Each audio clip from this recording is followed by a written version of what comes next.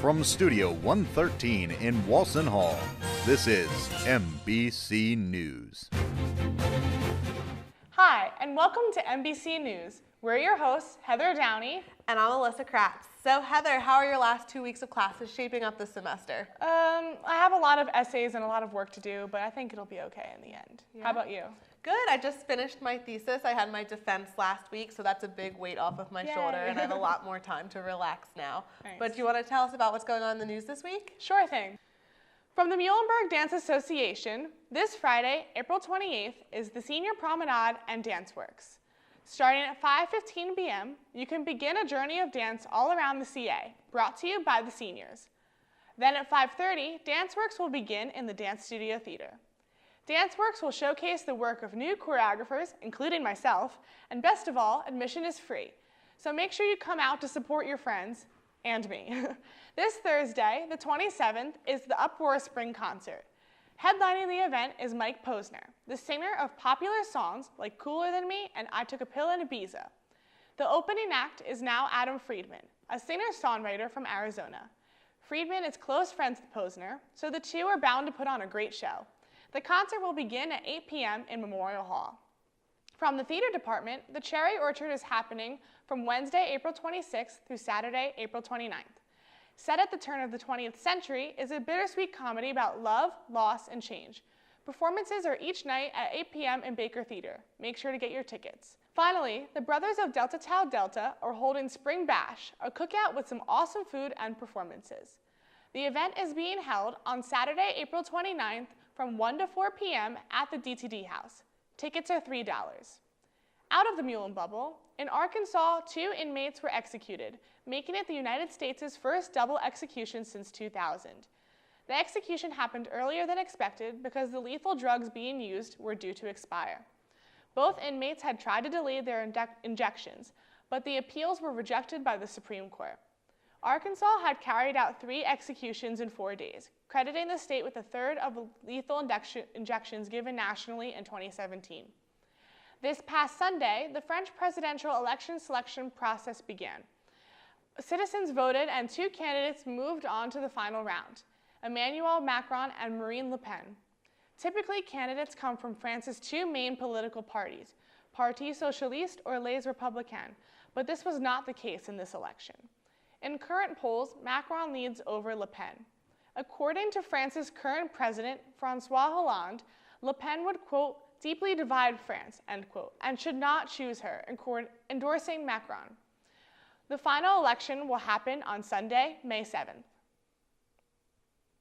On Tuesday, San Francisco fought back against President Trump's executive order withholding funds from cities that failed to comply with immigration demands by turning away undocumented people. Both San Francisco and Santa Clara County argued that the order was a violation of the Constitution, and it wouldn't be fair for them to be deprived of funding. It is predicted that this case will set a precedent and possibly encourage reinforcement of similar policies in other cities. That's all for this week's news. On to Alyssa with sports. Thanks, Heather. The Muhlenberg's women's lacrosse team had a lot to celebrate this past weekend. On Senior Day, the girls put together a strong second-half performance and defeated Dickinson 15-7. Up 6-5 coming out of halftime, the Lady Mules scored 5 straight goals while their defense forced 16 turnovers and held the Red Devils to 2 goals in the second half. The offense was led by junior Jordy Bonvini, who finished the game with 4 goals and 1 assist. This was Bonvini's 12th hat trick of the season. Senior Kelsey Nagel and sophomore Amanda Tulo also recorded hat tricks in the game. Before the start of the game, Muhlenberg honored its 9-member senior class, which this season has become the winningest class in school history. The Lady Mules, boasting an impressive 12-2 record, remain in a first-place tie with both Gettysburg and Franklin and Marshall in the Centennial Conference standings. The team will finish up their regular season this week, facing Ursinus at home on Wednesday the 26th, and then traveling to Franklin and Marshall on Saturday the 29th. The Muhlenberg softball team also celebrated their senior day over the weekend. Unfortunately, the team could not pull out a win, falling short in both games of a doubleheader against Swarthmore. The Mules fell 4-0 in Game 1. In the nightcap, they rallied back from a 2-0 deficit but still came up short.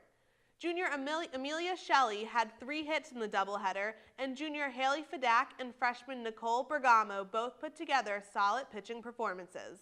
Seniors Courtney Simon and Sarah Merlot were honored before the games for their 4 years of dedication to the team.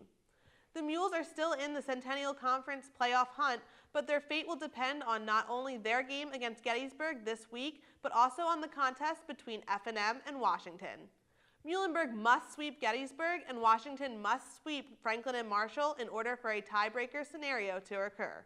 It was a busy beginning of the week for the Muhlenberg baseball team, as they played a doubleheader against Washington College on Sunday and then played Haverford on Monday.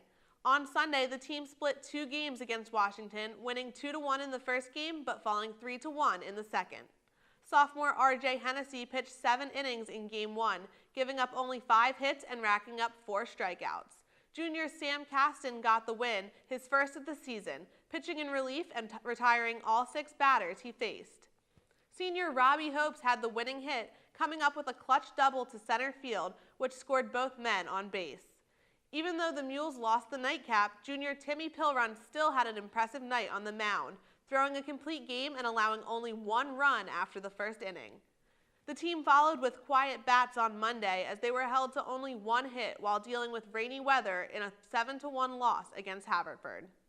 The team has a busy weekend coming up with a game tonight, a game Friday afternoon, and a doubleheader on Saturday. The Muhlenberg women's golf team finished 4th at the Centennial Conference Championship this past weekend. The team was led by sophomore Annie Filler, who tied for 5th and earned all conference honors for the 2nd straight year.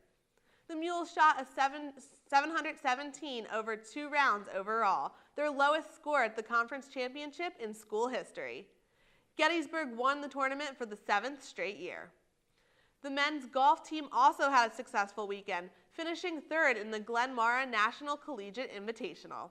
Impressive performances by juniors Evan Overcash and Daniel Eadman, as well as sophomores Ian Simon and Ellis Folk, all contributed to a record-setting team total of 602. That's all for this week's sports report. Now let's go over to David with the weather. Thanks, Alyssa. And here's this week's weather. On Thursday, it'll be cloudy with a high of 79. On Friday, it'll be partly cloudy with a high of 70. And on Saturday, it'll be partly cloudy with a high of 82. Bring it back to Sunday, it'll be cloudy with a high of 69. On Monday, get your raincoats on because we will have thunderstorms with a high of 76. On Tuesday, it'll be partly cloudy with a high of 73. And on Wednesday, it'll be partly cloudy again with a high of 71. Back to you, Alyssa. Thanks, David. That's all for this week of MBC News. I'm Alyssa Kratz. And I'm Heather Downey. Have a great week, Muhlenberg.